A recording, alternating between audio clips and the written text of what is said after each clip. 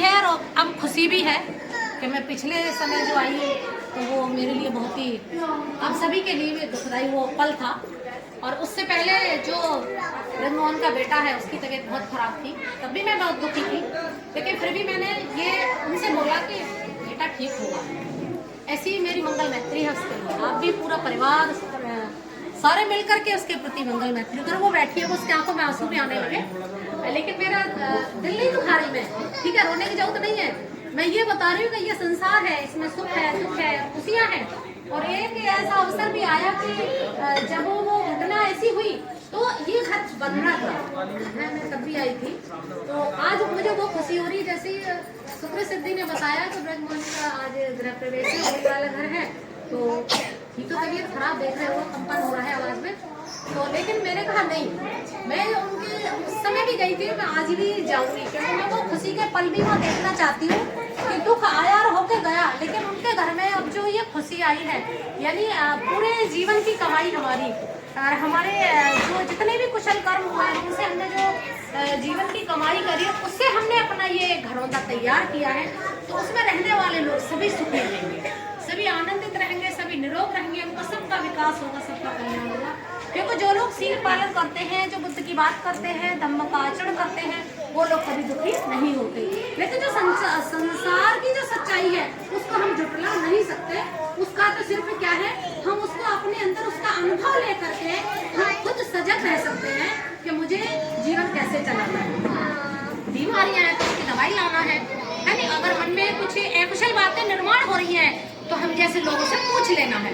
बहनों से भी खासकर कह रही हूँ, अगर परिवार में भी मन दुखी है तो आप फोन करो कि दीदी आज ये परेशानी है मुझे। जब तक इस परिवार ने मुझे नहीं बताया था कि बेटे की तबीयत खराब, मैं अनजान थी।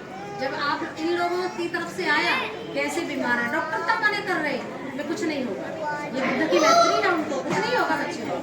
और मैं देख रही हूँ कि आज पूरा परिवार को बहुत अच्छा देख रही हूँ।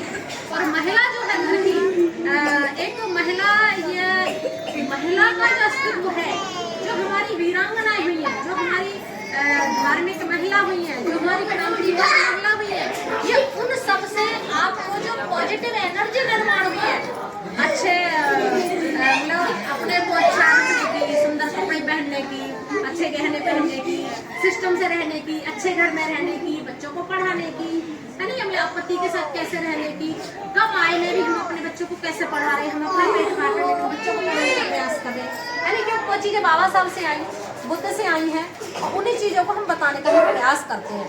तो मैं सिर्फ एक सवाल पूछना चाहूँगी अपनी बहनों से कि इस मकान में बहुत ही सुंदर मकान बनाया है, मैं चाहती हूँ कि ये परिवार हमेशा दिन दुगनी उन्नति करता रहे, शीलों का आचरण करता रहे, उस मार्ग पे चल करके और ऊंचाइयों को छूने वाला वो परिवार बने।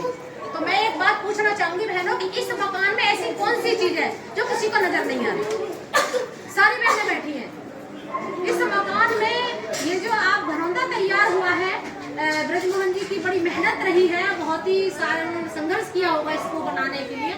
अचानक कोई चीजें नहीं होती, न जाने कितने सालों से प्रयास हो रहे होंगे कि मुझे जमीन खरीदनी है, मुझे मकान बना है और उसका एक न एक दिन में गृह प्रवेश करने वाला हूँ।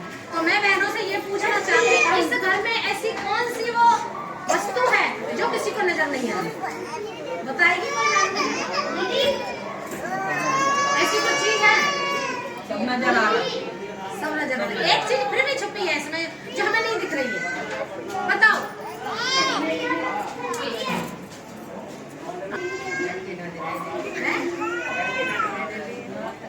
चलो ठीक है।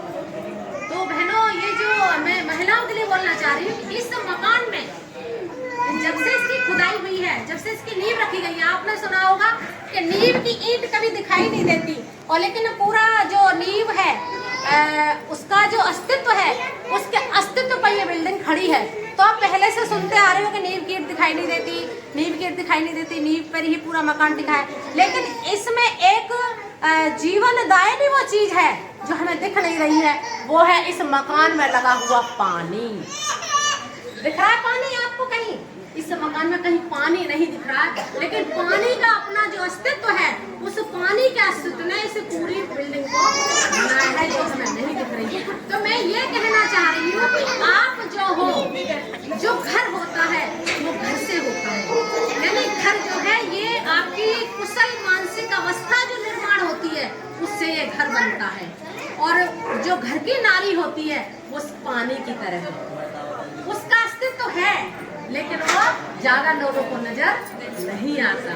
हम कितने सारे काम करते हैं घर में, अब हमने रसोई में खाना बनाया और खाना बना करके मतलब आटा गूंथा, रोटियां बनाई और फिर गैस एकदम साफ करके रख दी, ठीक है, वो किसका काम था? महिला का काम था। लेकिन रसोई साफ सुथरा है, लेकिन बाहर आने वाला बंदा ये नहीं समझ पाएगा काम तो कुछ हुआ ही नहीं, ऐसा कैसे छोड़ के गया था, मैं तो ऐसे ऐसी दिख रही है वो। तो वो जो है पानी है, पानी का अस्तित्व है, ऐसी महिला का अस्तित्व है, लेकिन वो अपने कामों का गुणगान नहीं करती कि मैंने आज ये किया, मैंने आज ये किया, मैंने कोई करती है महिला? नहीं करती है। नहीं तो ऐसे जैसे मकान में ये पानी कहीं नजर नहीं आ रहा, लेकिन बिना पानी ये मकान नहीं बन सकता था। इसी प्रकार से जो घर में रहने वाली नारी होती है, जो महिला होती है, अगर वो महिला परिवार को संभालने वाली हो, मतलब एकजुट रखने वाली हो, जो पति का कमाया हुआ धन है उसको संग्रह करके कुशल कार्यों में लगाने वाली हो, जैसे इन्होंने इकट्ठा करके इसको बनाया है, तो वास्तव में वो घर रहता है। और देखिए घर में रहने वाले लोग आचरणवान होंगे। अगर महिला आचरणवान होगी, उसका पति आचरणवान होगा, बच्चे आचरणवान होंगे, तो ये महल, ये घर आपका घर बना रहेगा। और अगर हमें इसमें जो हम आचरण नहीं करेंगे, दारू पी के पड़े रहेंगे और उल्ट सुल्ट चीजों में रहेंगे, अहंकार भरा होगा, कोई दरवाजे से जाएगा तो उसको ये नहीं आना चाहिए, इसकी शक्ल देख तो मेरा दिमाग ही खराब हो जाता है, तो ऐसी सी भावना निर्माण होती है, यानी अहंकार है हमारा, तो हमें अहंकार को नहीं करना है। तो महिला जो है वास्तव में अगर पूरे संसार के चक्र को देखा जाए तो महिला ही सर्वश्रेष्ठ वो महिला है जो हर परिस्थिति में सहयोग करती है और परिवार को आगे बढ़ाने का वो काम करती है, लेकिन वो गाती नहीं है। और महिलाओं की खास खूबी है, जब पति पैसा कमा करके हमें लाता है तो जो जना है सुगढ़ महिला उस पैसे में से भी कुछ पैसे बचा के रखती है कि अगर मेरे पति को कभी जरूरत पड़े तो चाहे मैं पड़ोसन का नाम लेकर के ही बोलूं, मैंने उससे ला के दिए तुम्हें ये पैसे, ताकि उसको वो वापस मिल जाए, फिर उसके परिवार के लिए वो काम आ सके।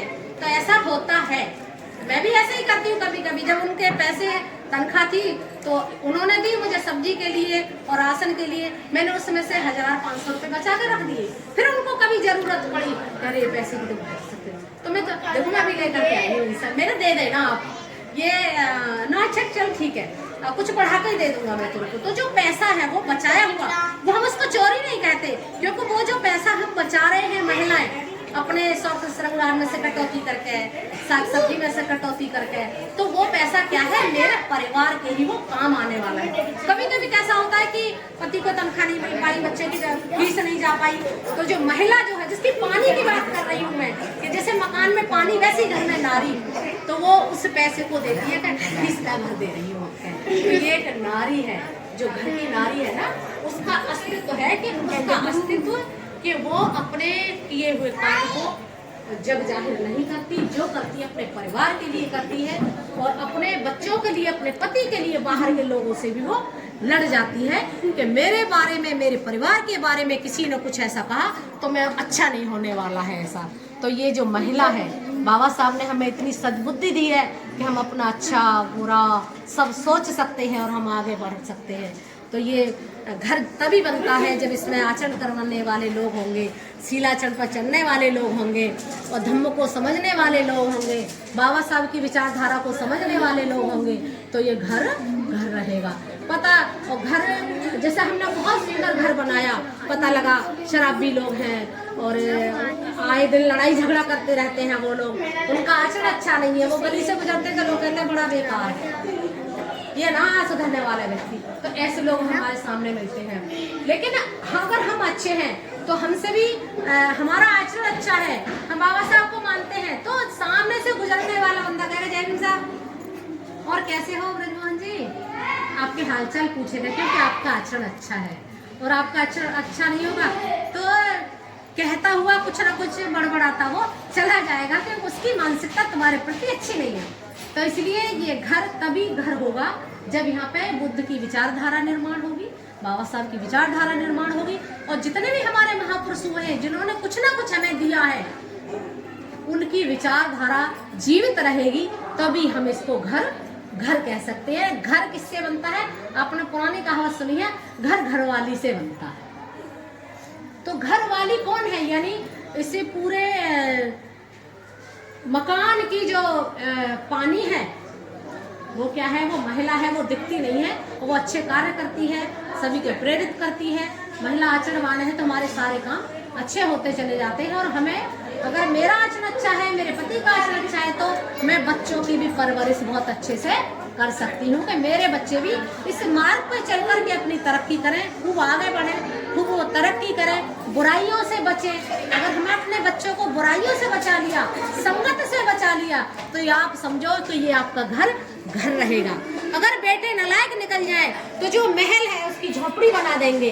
अगर बेटे लायक निकल जाए, यानी माँ बाप को समझने वाले निकल जाएं, तो वो जो सपूत है वो झोपड़ी को भी महल बना देंगे। तो ऐसी वो ताकत है बाबा साहब के विचारों में, धम्म के विचारों में। तो ये घर तभी बनेगा तब जब इसमें हमारे शीलाचरण करने वाले लोग होंगे, धर्म के मार्ग पर रहने वाले लोग होंगे, तब ये घर बना, मतलब कहा जा सकता है। तो घर जो है, घर का जो अस्तित्व है वो महिला से है। पुरुष कमा के लाते हैं, महिला खर्च करती है, और उस महिला अगर आचरणवान है तो उस काम को वो अच्छे कार्यों में लगाने का वो काम करती है। और वो खुद भी खुश रहती है और परिवार को भी खुश रखती है। एक बात और मैं बता दूं, हमारे पास धन है, दौलत है, सब कुछ है, लेकिन महिलाओं का अगर आचरण अच्छा है तो वो एकदम वेलकम करती है आने वाले लोगों का। और अगर वो थोड़ी सी ऐसी, कुछ महिला ऐसी भी है कि ये और जमाए चाय बनाओ, बैठने करो, तो ऐसी भावना भी हमारे मन के अंदर निर्माण नहीं होनी चाहिए।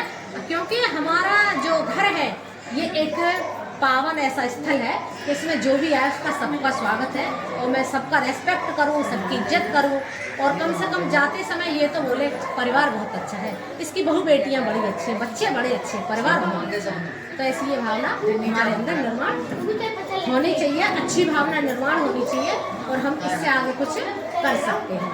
तो शायद